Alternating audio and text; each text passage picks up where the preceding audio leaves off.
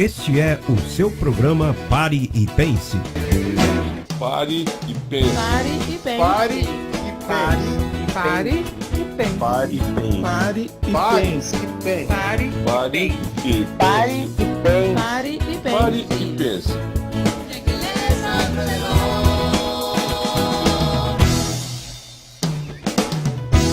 Está entrando no ar o programa Pare e Pense. Pare e pense. Pare e pense. Pare e pense.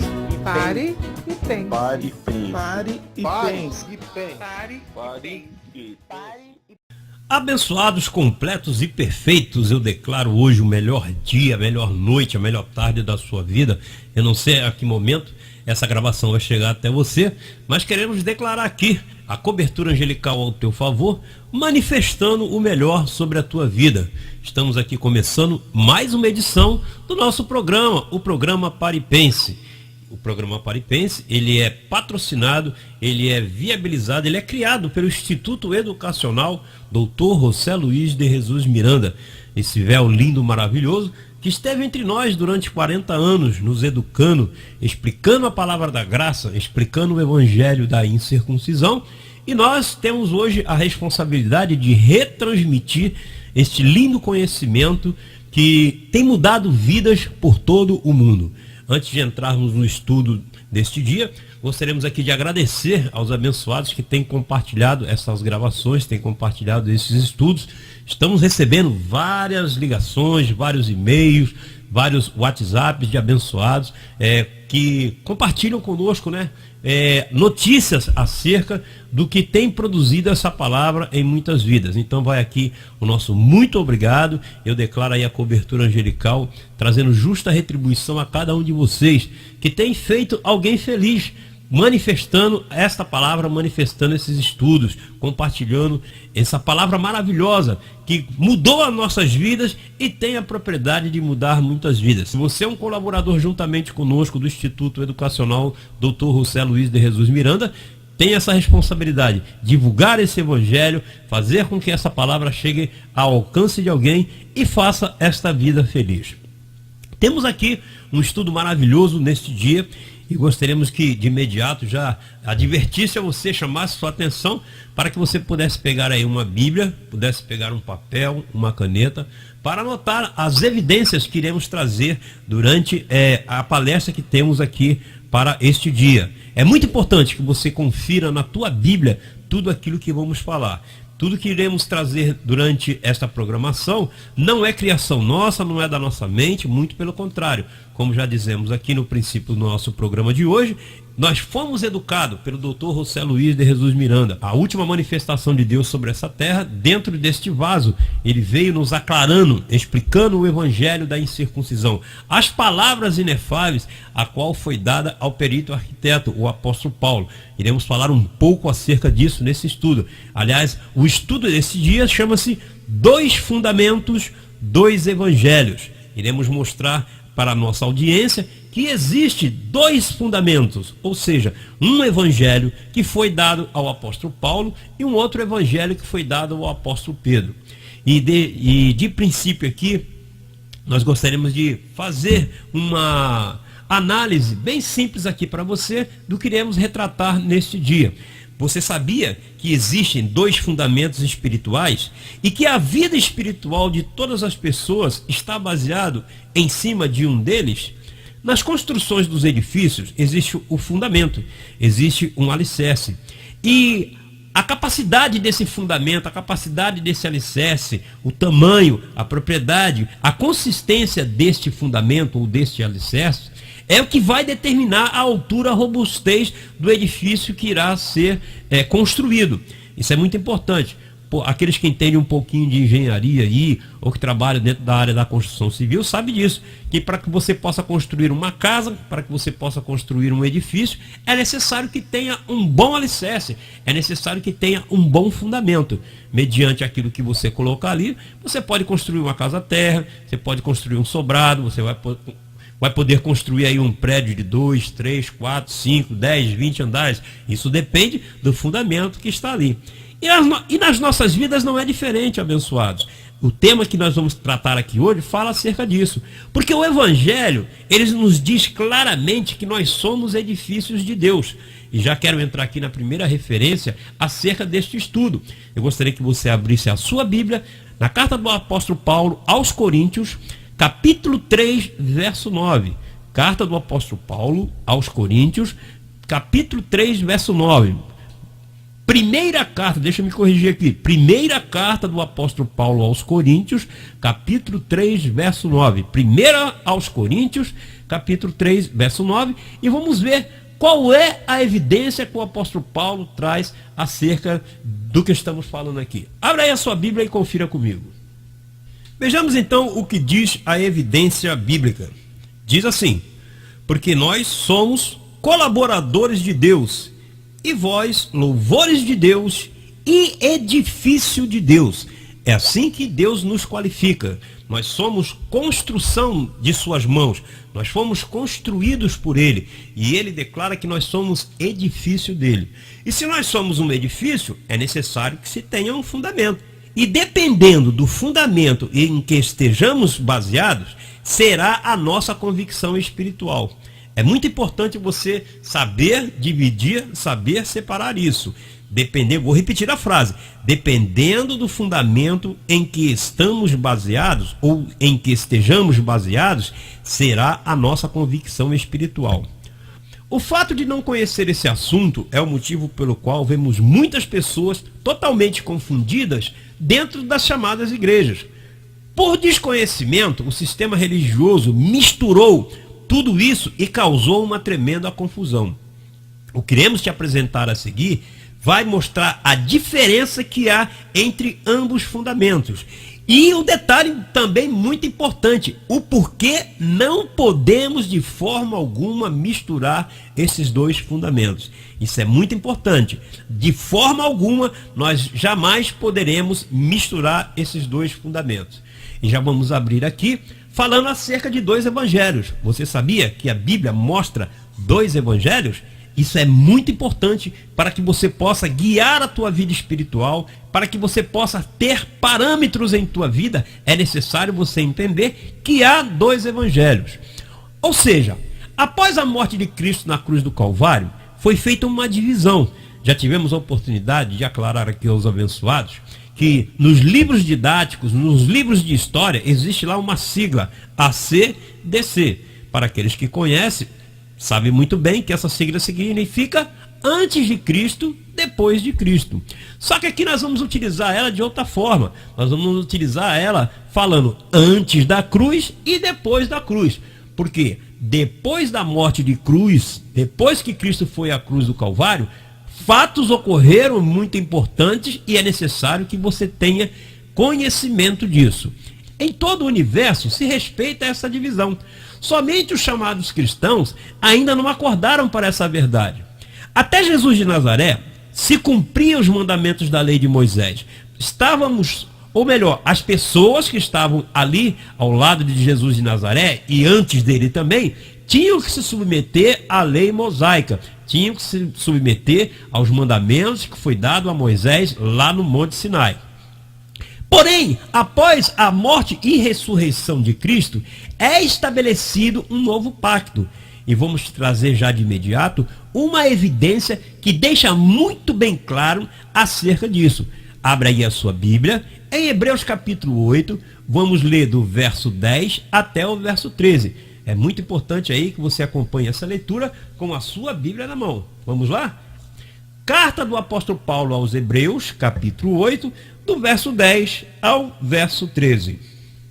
Vamos então à evidência. Diz assim: porque esta é a aliança que depois daqueles dias farei com a casa de Israel, diz o Senhor.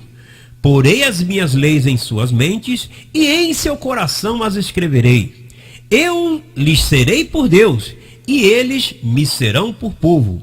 E não ensinará a cada um ao seu próximo, nem a cada um ao seu irmão. Conhece ao Senhor, porque todos me conhecerão, desde o menor deles até o maior. Porque serei misericordioso para com as suas iniquidades, e de seus pecados não me lembrarei mais. Dizendo nova aliança, envelheceu a primeira. Ora, o que foi tornado velho se envelhece e perto está de acabar. Vamos analisar esses versos com muita tranquilidade, vamos esquadrinhá-los, vamos estudar essa linda passagem que o apóstolo Paulo fala na carta aos Hebreus. Isto é uma profecia, que se você tiver oportunidade depois, anota aí, vá lá em Jeremias capítulo 31, do verso 31 ao verso 34, é exatamente isso o que o profeta Jeremias está falando. Ele fala que o velho pacto, a lei de Deus para o seu povo, foi escrito em pedra. Porém agora, ou seja, depois da consumação dos séculos, depois da morte de Cristo na cruz do Calvário, viria uma nova aliança, aonde esta aliança não seria mais escrita em pedra, não seria mais escrita em papiros, não seria escrito em papéis, não seria escrito digitado em computador, não. Esta nova aliança, ela seria inscrita em nossas mentes. É bem importante você entender isso. O que está inscrito, abençoado, jamais pode ser apagado. Vamos então analisar esses versos. Veja só o que o apóstolo Paulo fala no primeiro verso que lemos, que é o verso 10. Porque esta é a aliança que depois daqueles dias farei com a casa de Israel, diz o Senhor. Ou seja, ele está apontando para um futuro, o profeta Jeremias está apontando para um futuro, aonde Deus em sua boca está expressando, olha, virá um tempo em que eu farei uma nova aliança com a casa de Israel.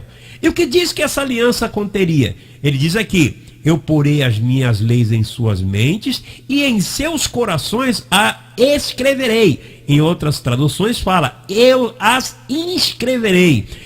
Abençoado, quando se fala aqui acerca de coração, não está falando do músculo cardíaco que bomba em teu peito. Porque você pensa é com a mente. E ele cita bem antes, né? A frase fala, eu porei as minhas leis em suas mentes e em seu coração. Aqui, mente e coração são sinônimos. E ele diz, e eu lhes serei por Deus e eles me serão por povo.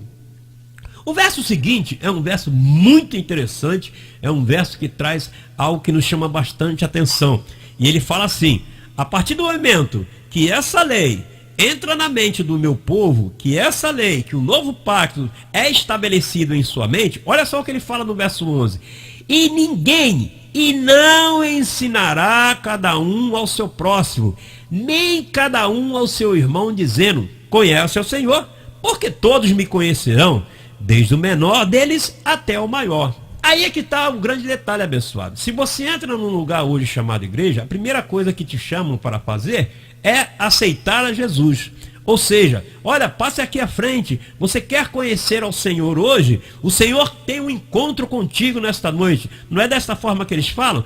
Porém, isso é antibíblico, abençoado, porque aqui está falando, a partir do momento que a minha lei, o novo pacto, é estabelecido na mente do meu povo, acaba esse assunto de ter que conhecer ao Senhor. Eu quero aqui desafiar a qualquer um que esteja nos ouvindo, que nos mostre aonde está na Bíblia que você tem necessidade de aceitar ao Senhor. Muito pelo contrário, em várias evidências bíblicas nós iremos encontrar Jesus falando, olha, ninguém vem a mim, eu é que escolhi a vós. Então, abençoado, essa história de que você tem que conhecer ao Senhor, isso é mais um embuste da religião, isso é mais um engano que foi criado para aprisionar você dentro desses contextos religiosos. Não é dessa forma. Aqui está muito bem claro, Paulo descrevendo o que o profeta Jeremias falou. Todos me conhecerão, e diz mais, ninguém vai sair por aí ensinando a seu próximo, conheça o Senhor, porque todos me conhecerão. Ah, e o detalhe, desde o menor até o maior, desde a criança até o ancião com a cabecinha branca. Olha o que ele fala aqui nos versos 12 e 13. Porque eu serei misericordioso para com suas iniquidades, e de seus pecados e suas prevaricações não me lembrarei mais. Por que ele fala que ele não iria lembrar mais? Porque o sacrifício da cruz do Calvário, o derramamento de sangue, tem por esse objetivo, pagar os nossos pecados. Nós já tivemos a oportunidade no estudo anterior, está esclarecendo os abençoados acerca disso. Quando Cristo morre na cruz do Calvário, um dos seus objetivos é pagar o escrito de dívida que era contra nós. É o que está escrito lá na carta aos Colossenses. Então, ele deixa muito bem claro aqui: eu serei misericordioso para com suas iniquidades e de seus pecados, e de suas prevaricações, e de suas maldades, eu não me lembrarei mais. Talvez aí aquele chamado pastor, o evangelista, o padre, seja lá o líder que chama aí, ele aponta você como um pecador. Olha, você está em pecado, passe aqui à frente, se arrependa. Talvez ele fique lembrando aí de coisas, situações que você passou, mas Deus jamais iria se lembrar dos nossos pecados e de nossas iniquidades. E algo muito mais sério é a conclusão aqui destes 3 versos. Ele fala assim: dizendo uma nova aliança, ou seja, trazendo um novo pacto, apresentando um novo pacto, quer dizer o quê? Que o anterior envelheceu. E se ele envelheceu, olha o que diz aqui: ora, o que foi tornado velho e se envelhece, perto está de acabar. Vamos trazer um exemplo bem simples aqui para que você possa entender isso. Se você tem uma roupa, você tem um calçado, e com o tempo ele vai se desgastando, e com o tempo ele vai ficando roto, ele vai ficando puído, e aí é necessário se fazer o quê? Jogar fora e comprar um novo. Esse é o exemplo mais simples que eu posso te dar para que você possa entender o que era o velho pacto, o que é a nova aliança. O velho pacto, a lei de Moisés, com o uso abençoado, ele foi se tornando velho, ele foi se tornando inútil. Essa lei de Moisés, ela nunca pôde justificar a ninguém. Por que ela nunca pôde justificar a ninguém? Porque era um pacto com defeito, era um pacto de condenação, era um pacto de morte. E aqui o apóstolo Paulo está repetindo a profecia de Jeremias, deixando muito bem claro: ora, se ele trouxe na boca do profeta Jeremias, se ele disse que iria estabelecer uma nova aliança, está claro que o velho pacto tem que desaparecer, ele tem que sair de cena. Ou você, quando o teu sapato fica velho, a tua roupinha fica velha, você guarda ela pensando em usar ela novamente? Não, se ficou velho, se o sapato furou, se já está todo desbotado, descascado, se está roto, rasgado, o que você faz? Você joga fora. E é desta forma foi o que aconteceu. A lei de Moisés, ela deixa de ter qualquer utilidade para o pacto vigente. Dando continuidade aqui, para que você possa estar bem firme nisso que nós estamos falando, vamos à carta do apóstolo Paulo aos Romanos, capítulo 10, verso 4, e veja aí a evidência que ele traz para que você possa ter bem firme isso em sua mente. Veja o que diz o verso: porque o fim da lei é Cristo para a justiça de todo aquele que crê. Você crê em Cristo? Você crê no sacrifício da cruz do Calvário? Você crê que um dia ele subiu ali, derramou o seu sangue, pagou o preço por nós? Pois então você tem que se submeter ao que está escrito aí. Romanos 10,4 está deixando muito bem claro: porque o fim da lei é Cristo. Se acabou esta lei, você não tem mais que estar metido em rudimentos de obras mortas. Você não tem mais que tentar justificar-se por um pacto que já deixou de existir.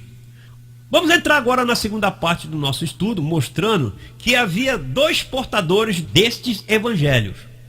Após a morte e ressurreição de Cristo, os chamados apóstolos, aqueles que andaram com Jesus de Nazaré, não atentaram para essa divisão. E assim como muitos nos dias atuais, continuaram a dar validade à velha aliança. Deus então decide escolher a um homem para comunicar todo o seu novo conselho, toda a sua nova aliança à humanidade. E esse homem se chamou o apóstolo Paulo. Vamos ver essa evidência, quando foi esse chamado que o apóstolo Paulo teve para trazer este evangelho. Isso está escrito na segunda carta do apóstolo Paulo aos Coríntios, no capítulo 12, do verso 2 ao 4. Busque aí sua Bíblia para que você possa ter esta evidência e possa acompanhar juntamente conosco essa belíssima leitura. Segunda carta do apóstolo Paulo aos Coríntios, capítulo 12, do verso 2 ao verso 4. Vamos ler? Veja o que diz aí. Conheço um homem em Cristo que há 14 anos, se no corpo não sei, se fora do corpo não sei, Deus o sabe, foi arrebatado ao terceiro céu. Eu sei que o tal homem, se no corpo, se fora do corpo não sei, Deus o sabe, foi arrebatado ao paraíso e ouviu palavras inefáveis que ao homem não é lícito falar. Esse é um relato de muita riqueza de detalhes. O apóstolo Paulo está descrevendo aqui aquele momento que ele teve um encontro com o Senhor. Paulo sai para buscar aos chamados cristãos da época. Ele era um perseguidor da Igreja de Cristo, e ele sai com ordem para poder matar os chamados cristãos após a morte de Cristo na cruz do Calvário. Reparem que os apóstolos de Jesus de Nazaré, nós acabamos de ler, eles não atentaram para a divisão desses dois pactos. Eles continuaram a fazer aquilo que Jesus de Nazaré fazia. E Paulo, achando que era um defensor da lei de Moisés, e ele era realmente um grande defensor, saiu para matar a esses homens que falavam mal, que infringiam a lei, melhor assim dizendo. E aqui ele fala que teve um encontro com o Senhor, lá na estrada de Emaús, e ele cai, ele fica cego, ele é levado para a casa de um homem chamado Ananias, e ali ele fica por um período praticamente incomunicável, praticamente quase que inconsciente, e nesse desenrolar de toda essa situação, ele é levado aos céus, ele é levado até o paraíso. E ali ele fala: eu fui arrebatado ao paraíso e ouvi palavras inefáveis que ao homem não é lícito falar. Para aquela época não eram, para os dias atuais já são.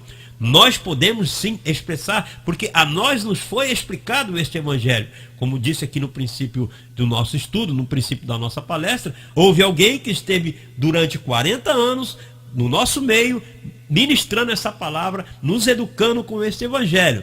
Este homem também recebeu a mente de Cristo e trouxe para nós o verdadeiro evangelho da incircuncisão. E ele se chamou José Luiz de Jesus Miranda. Não vamos entrar nesse contexto, mais para frente vamos ter os estudos que nós vamos explicar qual foi a função do doutor José Luiz de Jesus Miranda. Mas vamos ficar aqui, neste momento, com Paulo. Paulo falava aqui, olha, eu ouvi palavras inefáveis que ao homem não é lícito falar. Por que ele usa essa expressão? Porque naquela época, todos aqueles que estavam naquele ambiente, eles respiravam a lei de Moisés. Eles não tinham conhecimento do que foi o sacrifício perfeito da cruz do Calvário. Porque ninguém entendeu que na cruz do Calvário o diabo foi destruído, que na cruz do Calvário o pecado foi tirado, que na cruz do Calvário a lei foi paga e tantos outros benefícios que foram alcançados com esse sacrifício. Aí começa então a divisão dos dois portadores desses evangelhos, Paulo e Pedro, incircuncisão e circuncisão. Vamos à carta do apóstolo Paulo aos Gálatas, capítulo 2, versos 6 a 8. Vire só algumas páginas aí e você já vai estar na carta aos Gálatas, capítulo 2, do verso 6 ao verso 8. Veja só o que o apóstolo fala. Ele diz assim: e quanto àqueles que pareciam ser alguma coisa, e ele está falando acerca dos apóstolos de Jesus de Nazaré, quais tenham sido no outro tempo, não me importa, Deus não aceita a aparência de homem. Ou seja, eles tinham os seus cargos, eles tinham os seus títulos de apóstolo, mas aqui ele está deixando muito bem claro: Deus não aceita aparência nenhuma de homem. A esses, ou seja, destes, digo, que pareciam ser alguma coisa, nada me comunicaram.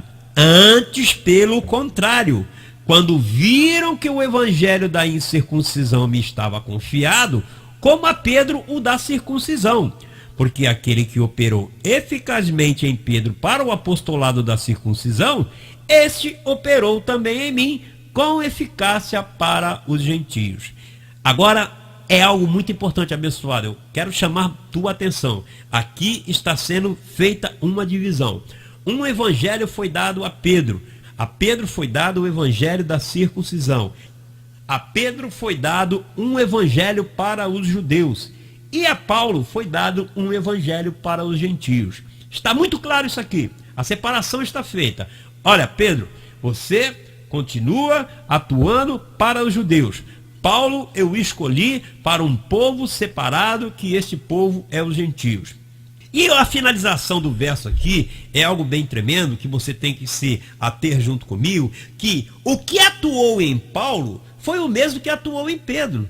Isso é uma evidência para mostrar que quem dirige tudo isso é Deus. Ele estava no controle de tudo, como também está nos dias de hoje. Deus foi ontem, é hoje, é amanhã e eternamente. Paulo foi designado para comunicar a graça de Deus aos gentios. Pedro deveria dar continuidade, então, ao seu trabalho para os judeus. E isso, abençoado, é doutrinalmente. Nós não estamos falando aqui de raça, mas também não podemos deixar de chamar a tua atenção. Você vive no Brasil, você não é judeu. Você não tem que estar submetido a uma lei que foi especificamente para um povo. Aqui está muito bem claro. Pedro, você vai cuidar de judeu. A pergunta que eu faço para você hoje: você nasceu em Israel? Não, você nasceu no Brasil, você nasceu no continente latino-americano. Então, abençoado, você é um gentio, você não é judeu. Não tem que estar submetido de forma alguma a algo que não foi designado para você. Muito importante isso, que você possa entender para que possamos chegar a algumas conclusões aqui. Veja só o que o apóstolo Paulo também nos relata na sua primeira carta aos Coríntios, capítulo 3, verso 10. Volte aí algumas páginas para que você possa acompanhar algo bem lindo e bem sério. Veja só como o apóstolo Paulo fala à igreja de Corinto. Primeiro aos Coríntios, capítulo 3, verso 10. Conforme a graça de Deus que me foi dada, eu, como perito arquiteto, pus um fundamento, e outro edifica em cima, mas cada um veja como sobre edifica. Paulo está chamando aqui a responsabilidade para ele. Olha, eu fui escolhido como perito arquiteto. O que é um arquiteto? Arquiteto é aquele que faz a planta, né? Antes de se ter uma construção, antes de se chamar o pedreiro, antes de se chamar o servente, o pintor, o ladrilheiro, o engenheiro, se chama quem? O arquiteto. O arquiteto, ele vem e desenha a planta para que possa assim se construir o edifício. E Paulo está chamando a responsabilidade aqui para ele. Eu, como perito arquiteto, pus um fundamento. A pergunta é: que fundamento foi esse? O fundamento que Paulo colocou é o fundamento do Cristo ressuscitado. Não é o fundamento de Jesus de Nazaré. Jesus de Nazaré, ele veio submetido a uma lei judaica, a lei de Moisés. Ele nasceu judeu e veio com esse objetivo: cumprir todos os mandamentos da lei de Moisés. Não pense você que são apenas 10 mandamentos, que a gente vê por aí aquele quadro, o velho barbudo representando Moisés com as pedras na mão e ali os 10 mandamentos. Não, não, não. Eram 613 mandamentos. E ninguém tinha condição de poder cumprir esses mandamentos. Por isso vem o próprio Deus e toma forma para que assim possa se cumprir toda a lei. Aqui há uma separação. E Paulo deixa muito bem claro: eu, como perito arquiteto, pus o fundamento. Que fundamento é esse? O fundamento do Cristo ressuscitado. Ou seja, depois da cruz do Calvário. Aí começam os benefícios para a minha vida e para a tua vida. E ele deixa muito bem claro: outro edifica em cima deste fundamento que eu estou colocando. Quem é esse outro? E nós vamos entrar aqui novamente naquela figura que falamos no princípio do nosso estudo, Dr. José Luiz de Jesus Miranda. Este foi o outro que nos explicou este fundamento. Aí diz: outro edifica, outro constrói o edifício. Ou seja, nós hoje estamos edificados por uma palavra que trouxe liberdade, que trouxe para nós luz ao nosso entendimento. E hoje nós entramos agora na terceira parte do verso, que é sobre edificar. O que nós estamos fazendo hoje? Sobre edificando. Como que nós estamos sobre edificando? Falando as verdades do Evangelho que um dia nos foi passado pelo outro, o doutor José Luiz de Jesus Miranda. Paulo foi o perito arquiteto que trouxe o fundamento, deixou lá. O outro, José Luiz de Jesus Miranda, foi aquele que veio e explicou o fundamento. E hoje, eu e você temos a capacidade de sobreedificar, ou seja, dar continuidade com essa explicação deste evangelho, trazendo luz, aclarando a mente daqueles que estariam predestinados para esta glória. Vamos entrar agora no terceiro e último ponto do nosso estudo, que fala das consequências que tem aquele que quer misturar esses dois fundamentos. Vamos entrar agora em um campo muito sensível ao que é chamado nos dias de hoje como cristianismo. Cristianismo, abençoado, é a ausência de obras. No velho pacto, você era justificado pelo que fazia, ou seja, os sacrifícios. Por isso lá existia batismo, imposição de mãos, Santa Ceia, jejum, vigília, submonte, sacrifício e tantas e tantas e tantas e tantas outras ordenanças. Já quando se estabelece o novo pacto, a nova aliança, você é justificado por aquilo que crê e não pelo fato de fazer. Você fazer hoje tudo aquilo que eu acabei de relacionar aqui não te justifica diante de Deus, não te traz benefício nenhum, porque na cruz do Calvário ele foi lá assumir essas ordenanças sobre ele para que nós não pudéssemos mais nos submeter a isso, nós não precisássemos mais passar por todos estes sacrifícios. Hoje basta crer que o sacrifício perfeito da cruz do Calvário te coloca em justificação diante de Deus. Fique tranquilo, não tem que se fazer mais nada dessas obras. Creia que o sacrifício foi perfeito, que tudo foi feito por você e desfrute do melhor dessa vida. Lembre-se que há pouco nós acabamos de ler Romanos 10,4, no qual está expressando: o fim da lei é Cristo, ou seja, o fim das ordenanças, o fim dos sacrifícios é Cristo. Ele já fez tudo por você. Misturar esses dois evangelhos abençoados causa transtornos tremendo em tua mente. Isso traz um feitiço muito perigoso. Veja o que o apóstolo Paulo escreve em sua carta a um de seus colaboradores, chamado Tito. Vamos à carta de Tito, capítulo 1, verso 10 e 11. Vamos lá, a carta de Tito, capítulo 1, versos 1, capítulo 1, melhor dizendo, versos 10 e 11. Tito está logo depois de 2 Timóteo. Veja o que diz aí. Porque há muitos desordenados, faladores vãos e enganadores, principalmente, o que é que diz aí, abençoado? Os da circuncisão. Alô? Anteriormente, nós acabamos de identificar que a Pedro foi dado o evangelho da circuncisão, correto? Recorda-se disso? Lá em Gálatas, não é isso que o apóstolo Paulo relata lá em Gálatas 2,6? Não foi isso que acabamos de ler? Que a ele foi dado o evangelho da incircuncisão. E a Pedro, qual o evangelho que foi dado? O da circuncisão. E aqui Paulo está mostrando em Tito 1, versos 10 e 11, vamos ler novamente, veja só o que diz. Porque há muitos desordenados, faladores vão. O que é um falador vão? Fala coisas vãs, falam coisas que não se aproveitam, fala coisas que não produzem benefício nenhum. E diz mais, são enganadores, principalmente os da circuncisão.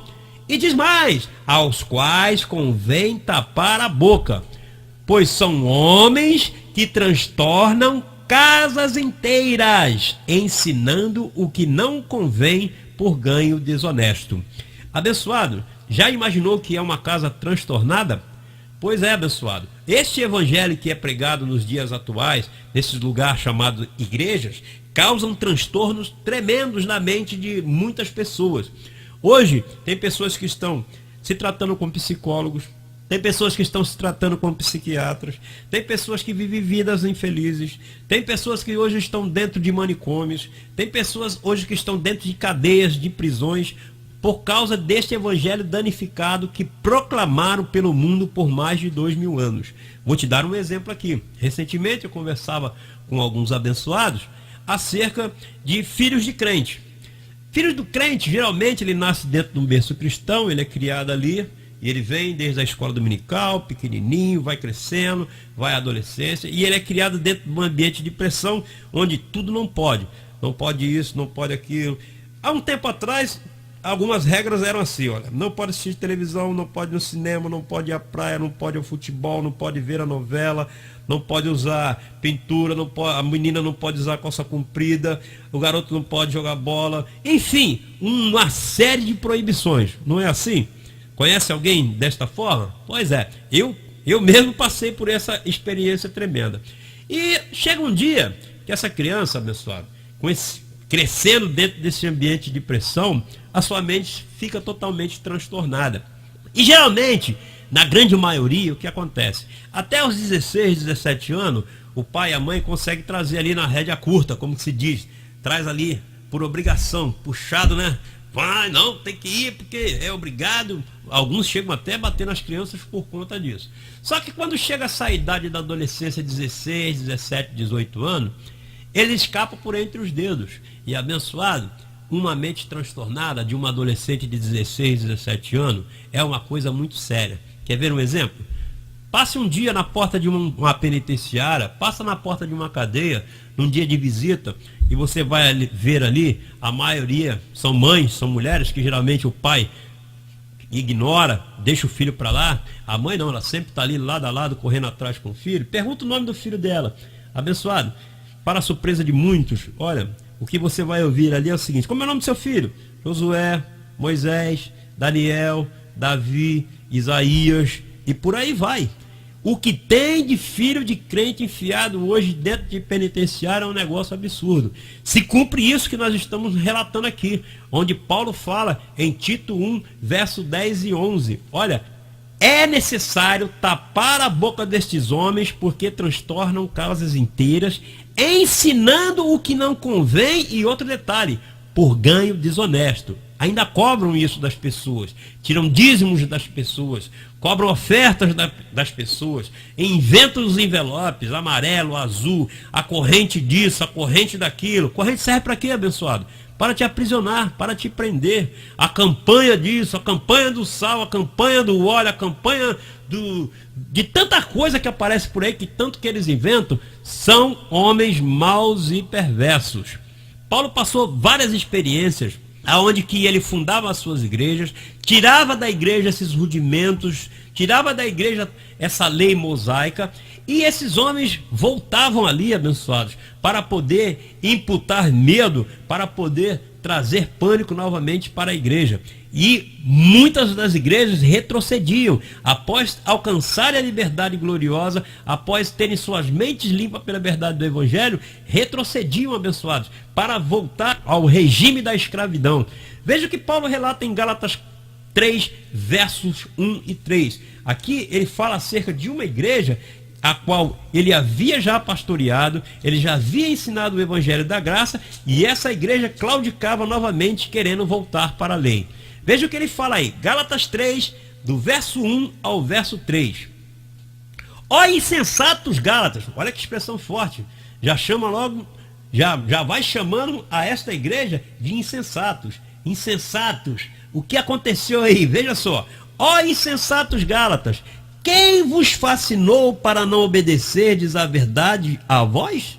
Algumas versões falam assim, quem vos enfeitiçou? Porque esse evangelho tem a propriedade de enfeitiçar. A pessoa pensa que ele está ali servindo a Deus, e ele está realmente com a mente sincera, com o coração sincero, voltadas para as coisas de Deus. Porém, abençoado, isso é um feitiço, isso enreda a pessoa de uma forma tremenda, que ao invés de trazer benefício, muitas das vezes traz transtornos, muitas das vezes traz situações que são irreversíveis. Só podem mudar quando conhecem o Evangelho da verdade, isso que nós estamos trazendo aqui hoje. Vamos repetir o verso. Ó insensatos Gálatas, quem vos fascinou para não obedeceres à verdade a vós, perante os olhos de quem Jesus Cristo foi evidenciado, crucificado entre vós? Só queria saber isso de vós. Recebeste o Espírito pelas obras da lei ou pela pregação da fé? Sois vós tão insensatos que, tendo começado pelo Espírito, agora querem acabar pela carne? Olha, abençoado, que tremendo. Essa igreja, ela já tinha recebido a palavra da graça, já tinha entendido que não era necessário mais praticar as obras da lei, não era mais necessário fazer esses sacrifícios, não era mais necessário participar da vigília, do monte, da santa ceia, do batismo, do joelho, da escravidão. E aqui Paulo está falando, olha bem claro aqui, vós recebeste o Espírito pelas obras da lei, pelos sacrifícios, pelos jejum, por tantas ordenanças, ou vocês receberam pela fé? Sois vós tão insensatos que, tendo começado pelo Espírito, vão voltar novamente para a carne? Vão voltar novamente a praticar os rudimentos da lei de Moisés? E o sacrifício de Cristo não valeu de nada para vós? É isso que o apóstolo Paulo está falando para essa igreja. Abençoados, todo sistema religioso nos dias atuais está fascinado, está enfeitiçado. Todo mundo hoje tem os olhos em Jesus de Nazaré. A missão do apóstolo Paulo era apresentar a um Cristo ressuscitado e vitorioso. Porém, eles insistem em apresentar a um Cristo sofrido, a um Cristo humilhado. Estamos aí, na época natalina. O mundo inteiro está com os olhos no menino da manjedoura, esquecendo que esse menino cresceu, que esse menino tomou corpo e tinha um propósito: vir à cruz do Calvário para poder nos livrar de toda a maldição, para nos livrar do diabo, para nos livrar do pecado. Veja o que o apóstolo Paulo nos diz aí na carta aos Romanos, capítulo 7, verso 4. Isso é para você, abençoado, que ainda teima em querer viver os rudimentos. Preste atenção, você está anulando o sacrifício perfeito da cruz do Calvário. Vamos ver o que o apóstolo Paulo fala aí em Romanos, capítulo 7, verso 4. Veja o que ele diz aí. Assim, meus irmãos, também vós estáis mortos para a lei, pelo corpo de Cristo, para que sejais de outro. Alô? Você hoje está morto pelo sacrifício de Cristo. Você está morto pelo sacrifício de Jesus de Nazaré, para que sejais de outro. De quem é esse outro que Paulo está falando? Veja a conclusão do verso. Daquele que ressuscitou dentre os mortos, a fim de que demos frutos para Deus. Abençoado, se você continuar com os olhos na manjedoura, se você continuar com os olhos em Jesus de Nazaré, você jamais irá dar frutos para Deus. Você vai dar fruto para a tua denominação, você vai dar fruto para o teu pastor, mas para Deus, de forma alguma você dará fruto. Porque aqui o apóstolo Paulo está deixando muito bem claro: o teu chamado, depois da cruz do Calvário, é pertencer ao que ressuscitou dos mortos. Porque esse que ressuscitou, aí a vitória, aí a liberdade, aí a salvação, aí a justificação para você. Não há necessidade de você estar novamente se submetendo a rudimentos pobres que não te apresentam jamais perfeito diante de Deus. Vamos concluir então esse belíssimo estudo falando a vocês, deixando muito bem claro que existem dois fundamentos, existem dois evangelhos. Um é de obras, o outro é de fé. Um no qual requer seu esforço, e o outro que te diz: crê, pois tudo já está consumado. Lembra dessa expressão lá na cruz do Calvário? Pai, tudo consumado está. É aí que você tem que entrar. Um traz transtornos, culpas, dívidas. O outro te traz repouso e paz. Em qual deles está estabelecida a sua vida? Essa é a reflexão que eu gostaria que você fizesse nesse dia. Aonde que está fundamentada o teu edifício? Aonde que está alicerçado o teu edifício? Vamos então, fechando esse estudo aqui, com mais um verso, para podermos aclarar toda essa situação que é os dois fundamentos apresentados aqui hoje.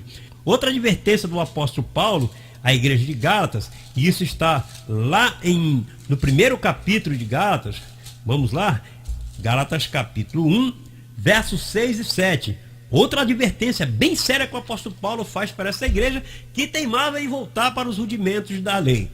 Veja o que ele diz: maravilha-me que tão depressa passeis daquele que vos chamou a graça de Cristo para outro evangelho.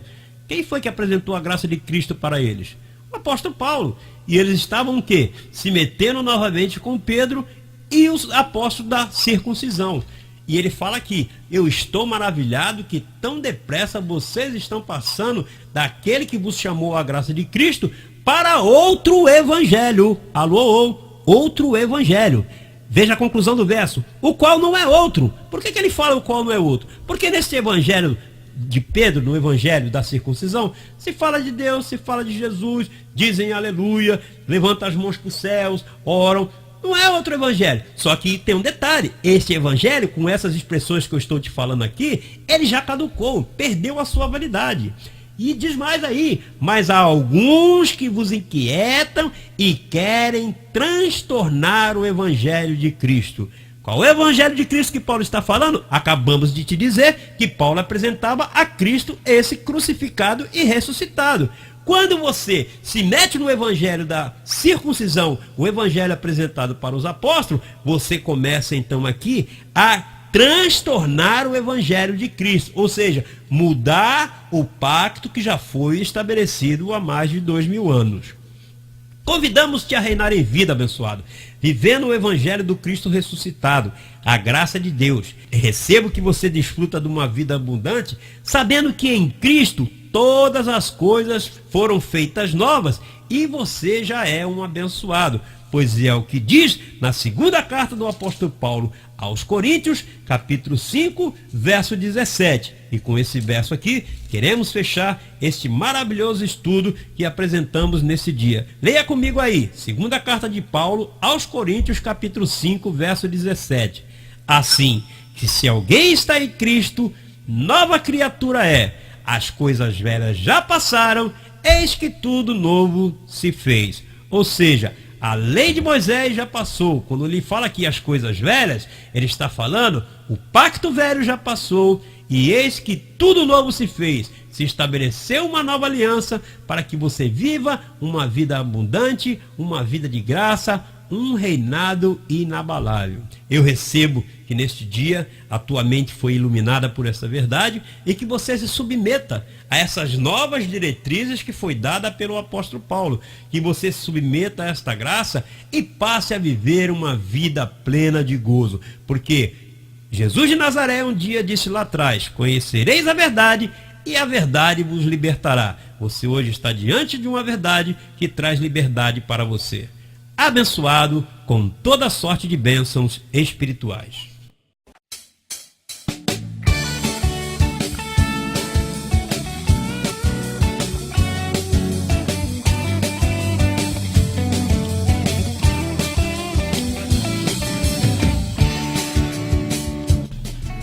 Gratos por sua audiência, declaramos que os olhos do seu entendimento foram iluminados pela verdade do Evangelho da incircuncisão. Fique em sintonia, já já voltamos com mais uma mensagem, que por certo levará sua vida a outra etapa de glória. Você é um abençoado com todas as bênçãos espirituais.